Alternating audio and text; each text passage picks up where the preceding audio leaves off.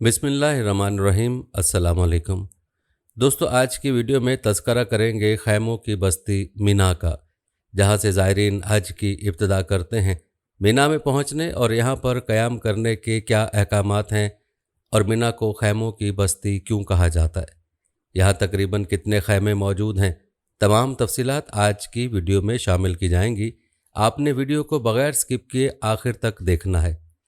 प्यारे दोस्तों, हम आपको मिना में क़याम करने के बारे में भी बताएंगे और मिना के क़याम के मसाइल भी आपको बताएंगे, लेकिन पहले आपको मिना के बारे में दिलचस्प मालूमात से आगाह करते हैं जो मिना के मैदान और उसमें नस्ब खैमों के हवाले से है। दोस्तों, याद रहे कि मिना वो मकाम है जहाँ से आज़मीन हज 6 रोज़ा हज प्रोग्राम के आगाज़ करते हैं। ये तारीख़ी और दीनी अहमियत का हामिल मकाम है।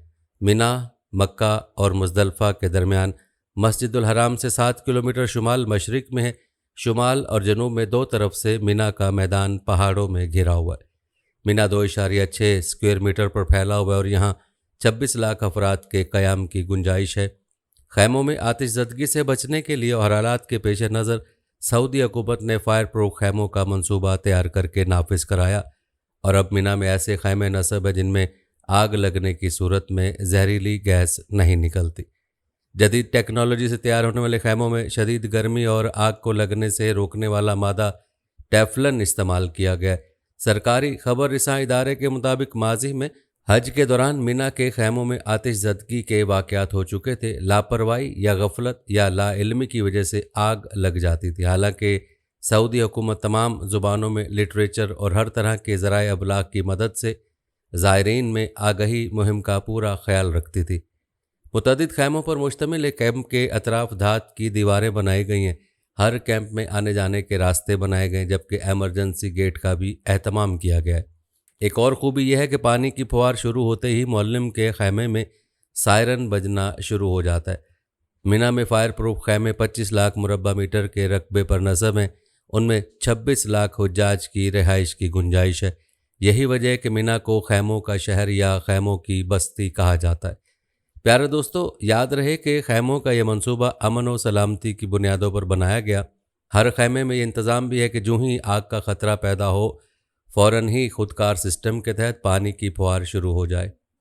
आपको बताते चलें कि सऊदी हुकूमत की जानिब से मिना के फायर प्रूफ खैमों के प्रोजेक्ट के साथ एक इंतज़ाम ये किया गया है कि मिना में पहाड़ों के ऊपर अंडर पास की शक्ल में आग बुझाने वाले पानी के टैंक बनाए गए जिनमें 2 लाख मकब मीटर पानी ज़ख़ीरा रहता है। यहाँ से मुनासिब मिकदार में आग बुझाने वाले नेटवर्क के लिए पानी की सप्लाई शुरू हो जाती है।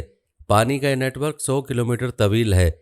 250 मिलीमीटर से लेकर 750 मिलीमीटर तक पाइपों से पानी की सप्लाई होती है। हर कैंप में राहदारियाँ बनाई गई हैं, रोशनी का इंतज़ाम है और रहनुमा अलामतें हैं जो ज़ायरीन की आसानी के लिए तरतीब दी गई हैं। याद रहे कि मिना टावर्स जुमरात के पुल के करीब वाक़ है। ये 88,45,245 मुरब्बा मीटर के रकबे में बने हुए। इनमें 25,000 हाजियों की रिहाइश की गुंजाइश है। मिना टावर्स मिना के पहाड़ों के दामन में बनाए गए हैं। फ़िलवक्त उनकी तादाद 6 है और ये एक बड़े मंसूबे का इब्तदाई हिस्सा है। उन्हीं जैसे और टावर्स मुस्तकबिल में तामीर होंगे। सारे टावर्स मिना के पहाड़ों के दामन में बनाए जाएंगे। हर टावर ज़मीनी मंजिल, तहखाने, मस्जिद और रेस्तोरां मंजिल पर मुश्तमिल है। सऊदी हुकूमत का हजाज के लिए 10 टावर्स बनाने का प्रोग्राम है। प्यारे दोस्तों, सऊदी हुकूमत के इक़दाम हकीकत में खराज तहसीन के काबिल हैं कि हाजियों की सहूलत के लिए इस तरह के मंसूबों पर काम कर रहे हैं जिनसे हज के लिए आने वाले ज़ायरीन मुस्तफ़ीद हो सकें। दोस्तों, ये थी दिलचस्प मालूमात मिना के मैदान और खैमों के हवाले से। चलिए अब आपको मिना के क़याम की अहमियत बताते हैं और इस बारे में नबी करीम सल्लल्लाहु अलैहि वसल्लम के फरामीन बता दें।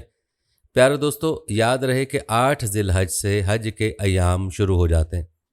जो लोग मैकात से हज अफराद या हज करान का एहराम बांध कर मक्का मुकरमा आते हैं या आए थे, वो तो एहराम ही की हालत में होते हैं, लेकिन क्योंकि तवाफ़ व सई के बाद हलक या कसर करके वो एहराम नहीं खोलते बल्कि उन्हीं एहराम ही की हालत में रहना होता है, लिहाजा वो उसी एहराम में 8 ज़िलहज को मिना जाएंगे। जबकि जिन हाजियों ने हज तमता के इरादे से मैकात पर उम्रे का एहराम बांधा था, लिहाजा तवाफ़ व सई के बाद हलक या कसर करके एहराम खोल दिया था, वो 8 ज़िलहज को مکہ مکرمہ میں اپنی رہائشی سے حج کا احرام باندھیں گے۔ یاد رہے کہ ظہر سے قبل مینا پہنچنا ضروری ہے اور مسنون ہے، اور دوسرے دن 9 ذی الحج کو طلوع شمس کے بعد یہاں سے عرفات کے لیے روانہ ہونا مسنون ہے۔ 8 ذی الحج کے دن حج کا کوئی عمل انجام نہیں پاتا۔ یہ قیام ایک طرح سے مسافر کی استراحت اور آرام کی طرح ہے۔ البتہ 9 ذی الحج کو عرفات میں لوگوں کا ایک عظیم اجتماع ہوتا ہے جو حج کا اہم ترین رکن ہے۔ لوگوں میں کمزور، ضعیف اور بیمار ہر طرح کے لوگ ہوتے ہیں، اس لیے درمیان میں پڑاؤ اور آرام میں ان کے لیے سہولت ہے۔ یہ ایک طرح سے یوم عرفہ کا انتظار اور اس کی تیاری بھی ہے۔ کل کے عظیم دن یعنی یوم عرفہ کو پروردگار کی جناب میں حاضر ہونا ہے، تو 8 ذی الحج کو مینا کا قیام اس کی تیاری کی مانند ہے۔ جیسے کوئی کسی بادشاہ یا حاکم سے ملاقات کرتا ہے تو طے شدہ وقت سے پہلے اس کی تیاری بھی کرتا ہے، اسی طرح حاجی گویا مینا میں گزشتہ دنوں کی کوتاہیوں کو یاد کرتا ہے کہ کون کون سے گناہ کیے، تاکہ کل پروردگار سے ان گناہوں کی معافی مانگے۔ حاجی یہ تیاری کرتا ہے کہ کل میں کیا دعا کروں اور کس طرح کروں، پروردگار سے کس طرح مخاطب ہوں۔ اس انتظار سے وہ اس حقیقت کو بھی ذہن نشین کرتا ہے کہ دنیا کا انجام زوال اور فنا ہونا ہے۔ پیارے دوستو، یاد رہے کہ انسان کی ساری زندگی سفر آخرت اور پروردگار کے پاس حاضر ہونے کے لیے انتظار گاہی کی مثل ہے۔ جیسا کہ رسول اللہ صلی اللہ علیہ وسلم نے ایک مرتبہ حضرت عبداللہ بن عمر کو یہ نصیحت فرمائی، دنیا میں اس طرح رہو گویا کہ تم کوئی اجنبی پردیس میں ہو یا راہ چلتے مسافر، اور اپنے آپ کو اہل قبور یعنی مردوں میں شمار کرو۔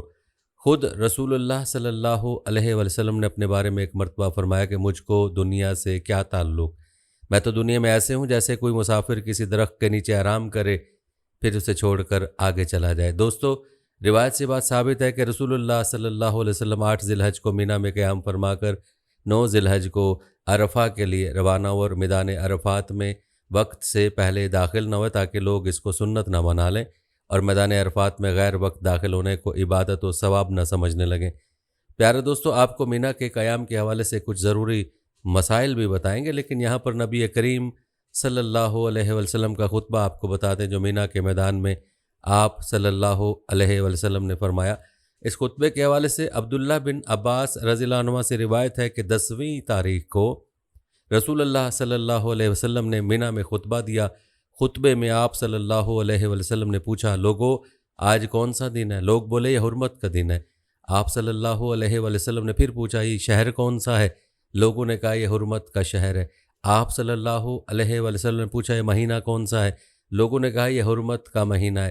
پھر آپ صلی اللہ علیہ وسلم نے فرمایا، بس تمہارا خون، تمہارے مال اور تمہاری عزت ایک دوسرے پر اسی طرح حرام ہے جیسے اس دن کی حرمت، اس شہر اور اس مہینے کی حرمت ہے۔ اس کلمے کو آپ صلی اللہ علیہ وسلم نے کئی بار دہرایا اور پھر آسمان کی طرف سر اٹھا کر کہا کہ اے اللہ، کیا میں نے تیرا پیغام پہنچا دیا؟ اے اللہ، کیا میں نے پہنچا دیا؟ عبداللہ بن عباس رضی اللہ عنہ نے بتلایا کہ اس ذات کی قسم جس کے ہاتھ میں میری جان ہے، نبی کریم صلی اللہ علیہ وسلم کی یہ وصیت اپنی تمام امت کے لیے، لہٰذا حاضر یعنی جاننے والے، غائب یعنی ناواقف لوگوں کو اللہ کا پیغام پہنچا دے۔ آپ صلی اللہ علیہ وسلم نے پھر فرمایا، دیکھو میرے بعد ایک دوسرے کی گردن مار کر کافر نہ بن جانا۔ پیارے دوستو، یہ تھا تذکرہ مینا کے قیام اور مینا میں نبی صلی اللہ علیہ وسلم کے خطبہ کے حوالے سے۔ چلیے اب آپ کو قیام مینا کے حوالے سے چند ضروری مسائل بتاتے ہیں۔ سنت یہ ہے کہ 8 ذی الحج کو سورج طلوع ہو جانے کے بعد مکہ معظمہ سے مینا کے لیے روانہ ہوں، لیکن آج کل رات ہی سے مینا کی روانگی شروع ہو جاتی ہے اور عام لوگوں کے لیے معلم کی بسوں کے بغیر مینا میں اپنے خیمے میں پہنچنا نہایت مشکل ہے۔ اس لیے عوام کو یہی مشورہ دیا جاتا ہے کہ وہ جس وقت بھی معلم کی طرف سے لے جانے کا انتظام ہو اس کی پابندی کریں، سورج نکلنے کا انتظار نہ کریں۔ اگر کوئی 8 ذی الحج کو مکہ معظمہ سے زوال کے بعد روانہ ہوا لیکن ظہر مینا میں جا کر پڑی تو اس میں کوئی حرج نہیں، اور اگر کوئی شخص 8 ذی الحج کو بلا کسی عذر کے مینا میں قیام نہ کرے تو ایسا کرنا سنت کو چھوڑنے کی وجہ سے اگرچہ مکروہ ہے، لیکن اس کی وجہ سے کوئی دم وغیرہ لازم نہیں ہوگا۔ مینا میں مسجد خیف کے قریب قیام کرنا سنت ہے، لیکن آج کل مینا کا قیام اپنے اختیار میں نہیں رہا بلکہ معلم کے خیمے جہاں نصب ہوتے ہیں وہیں قیام کرنا پڑتا ہے۔ مسجد خیف مینا میں جنوبی جانب مسجد حرام سے 9 کلومیٹر کے فاصلے پر واقع ہے۔ اس مسجد میں حضرات انبیاء علیہ السلام اور اولیاء اللہ کا نماز پڑھنا ثابت ہے۔ بعض آثار میں ہے کہ یہاں 70 انبیاء علیہ السلام نے نماز پڑھی ہے، اس لیے بہتر یہ ہے کہ فرض نمازیں اور نوافل وغیرہ وہاں جا کر پڑھیں۔ البتہ حنفی حاجیوں کو 4 رکعتوں والی فرض نمازیں مسجد خیف میں امام کی اقتداء میں نہیں پڑھنی چاہیے، کیونکہ آج کل مسجد خیف میں حکومت سعودیہ کی جانب سے مقررہ امام مقیم ہونے کے باوجود 4 رکعتوں والی نمازیں قصر پڑھتے ہیں، اس لیے کہ ان کے مسلک میں قصر کا حکم حج کے تابع ہے، جبکہ احناف کے نزدیک حج کی وجہ سے قصر کا حکم نہیں ہوتا بلکہ سفر کی وجہ سے ہوتا ہے۔ راجح رائے کے مطابق منی مکہ معظمہ سے متصل فنا کی شکل اختیار کر چکا ہے، لہٰذا وہاں جمعہ پڑھنا اس طرح ضروری ہے جیسے مکہ میں، اس لیے ایام منی میں اگر جمعہ پڑھا جائے تو حجاج کو چاہیے کہ اپنے اپنے خیموں میں جمع ہو کر جمعے کی نماز پڑھیں۔ اگر کسی شخص کو حکومتی نظام کی مجبوری کی وجہ سے حدود منی میں ٹھہرنے کی جگہ نہ ملے تو اس کے لیے منی کے علاوہ کہیں بھی ٹھہرنا جائز ہے، خواہ وہ حدود مکہ میں اپنی قیام گاہی میں کیوں نہ ہو۔ بعض حضرات نے ایسی صورت میں ان خیموں میں قیام کو ترجیح دی ہے جو منی سے ملحق مزدلفہ کی حدود میں لگے ہوئے ہیں۔ دوستو، یہ ہماری آج کی ویڈیو، اس ویڈیو کو آپ نے اپنے دوستوں کے ساتھ اور اپنے پیاروں کے ساتھ بھی ضرور شیئر کرنا ہے۔ ہم یہ امید کرتے ہیں کہ آپ کو ہماری آج کی ویڈیو ضرور پسند آئی ہوگی۔ اگر آپ کو ہماری آج کی ویڈیو پسند آئی ہے تو سب سے پہلے تو اس کو لائک کریں، اپنی رائے کا اظہار کمنٹ سیکشن میں لازمی کریں۔ آخر میں آپ سے ایک بار پھر درخواست ہے کہ آپ ہمارے چینل کو ضرور سبسکرائب کر لیں اور ساتھ ہی لگے گھنٹی کے بٹن کو بھی کلک کریں تاکہ آپ کے پاس ہمارے آنے والی مزید ویڈیوز کا نوٹیفیکیشن بر وقت ملتا رہے۔ اللہ تعالیٰ آپ کو اپنی حفظ و امان میں رکھے، آمین۔